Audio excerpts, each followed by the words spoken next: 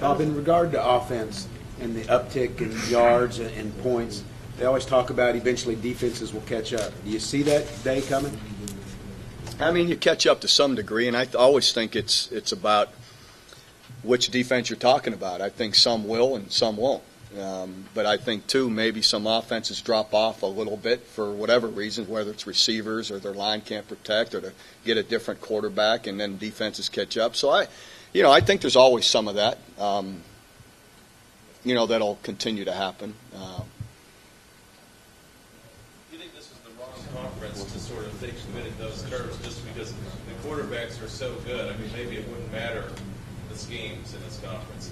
There's so many good quarterbacks. Yeah, but I think you have to give credit to all these coordinators and other guys and skilled guys around the quarterbacks that are also making plays.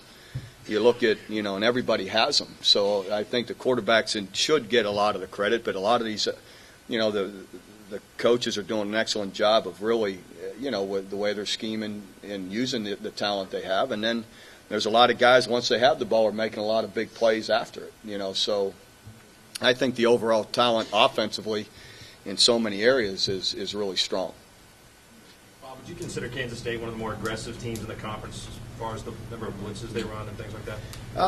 Yes, I would just say overall, a lot of their kicking situations are highly aggressive, and then defensively, they are to a point. They're gonna, but KU had their times where they blitzed, and everyone does. To me, it's you're going to see it from everyone, and how they try and guard you, tight coverage, and they do that, a fair amount. And then they're going to blitz you, their share of times, but then they're going to fall out and play their zones and cover too. But anyway, they're one of the, they'll do it a good amount. How to say they're more than everyone else, I don't know, but they'll take their times with it. So the fact is it their aggressiveness that makes them such a good punt blocking team? Yes, they come after a lot of them and bring the house, and along with they've got their hands on a number of field goals, and so they've created some opportunities that way for themselves. So the team looks at them as a dangerous club because they beat Texas 2 years in a row, I guess is a good Absolutely, example. we're very aware of that, and a team that definitely, has played awfully well in a lot of occasions and have a lot of really good skilled players, that are out there playing for them. Still, a 50-pound quarterback, sort of unusual, isn't it? It is. That's a guy that you really got to make sure when you're trying to bring him down that you get two hands on him, and a very big, strong guy. Bob, you're in a lot different place in this program than when you were building K-State with Coach Snyder, but are there some things that carry over from your approach or coaching principles or things from those days? Absolutely. I thought in those days, our Coach Snyder was just so methodical that regardless of where we were and when we started, it was such a tough situation that we found what are our measuring sticks and what have we improved at, and just trying to take a step and improve from week to week in whatever areas we could find, and again, we try and do that all the time. Where are areas that we've got to get better and really, have a little extra attention and focus on it, and try and improve it without letting anything else fall behind. Because then sometimes you pay so much attention to this, you lose that. So, but there are a lot of principles definitely that still pertain. I think it's just the way you approach each day and each week. Moreland kicked the ball better. Was it technique that he's improved on, or is he just hitting the ball better?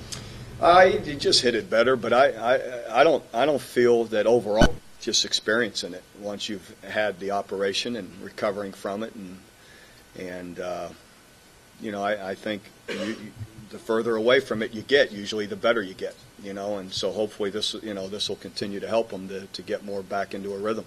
That one run that he had where he cut, I think, to his left and sort of hurdled a pile at the line. I can't remember if it was a touchdown or not. It was near the goal line.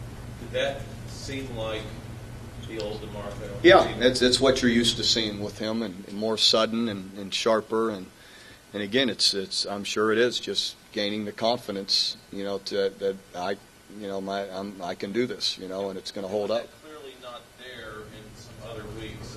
I mean, is he a different guy Saturday? Well, we'll see. We'll see if it can continue. You know, that's something that I'm cautious to say it hasn't been there, but I also understand injuries are, you know, the further away you get from those surgeries, the better you get. And the more of what you're used to doing comes back. And I can't, you know, I don't know how to equate that, but I'm sure, hopefully, as long as he stays healthy, it'll just continue to improve for him. What's the injury status, including Manny and then Brody Eldridge? Was he hurt before Texas because he didn't get many snaps there? He was hurt in Texas, but again, we were close to playing him this past week and just decided in warm-ups not to. It was still bothering him some, so he's further along this week, so we expect him to play this week. And Manny is still questionable. He's a lot better from what I understand today. And it'll just be by Thursday, Friday, how comfortable we'll have a brace for him and how comfortable he is, you know, with just the feeling of it.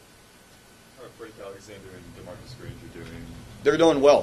Frank came in and had some nice plays. Really did a nice job. And DeMarcus just gets better. He's further along this week than he was a week ago, so he's getting closer to being back to form.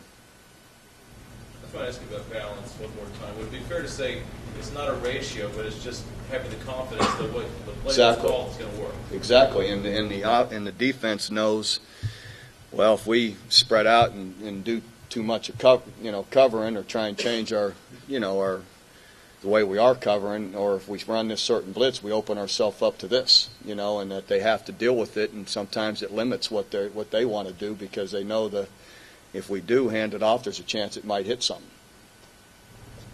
Well, the 40-second clock's been well received by most everybody. Could we cut it down a little bit? Play with a 30-second clock? I don't think so. The only way you could cut it down any would be if you gave us transmitters to communicate to quarterbacks.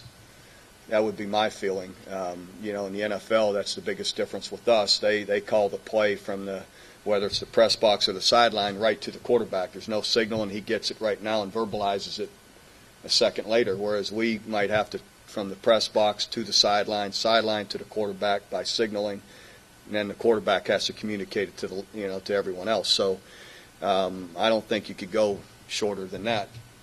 But if you're looking to shorten the game, you might cut halftime by 5 minutes. I'd be all for that. I'm not trying to shorten the game. Just everybody's enjoying all these plays and just get more plays. Cut out 10 seconds of every 5 or 10 seconds every play. That's an extra. You can run 120 plays. Again, I don't think the communication's possible, unless they're going to give everybody transmitters, and I don't see that happening. Why do so many people take it down to 2 seconds and 1 second to snap? Shorten the game. Shorten the number of possessions the other team's going to get. Do you think that's with that process of having to go from the press box to the sideline, why sometimes Bradshaw will come out from under center and then get an audible, and then the defense will jump in the neutral zone and he wants to snap it? Do they have Well, each play is different. We're going to change up our cadence at the line of scrimmage so we're not predictable and everyone just gets to tee off on you, so you need to give it some variance so they're not sure of when you are going to snap it. So there's no quick snap when someone jumps in? Well, not really. Would you have enjoyed coaching in the days when there was none of this communication, where the quarterback just called a play and away we go? I'd enjoy coaching any time. It wouldn't matter if it was. It doesn't matter what level it is or what time period it would have been. Can you imagine turning play calling over to your quarterback? I could with this one we have, but anyway.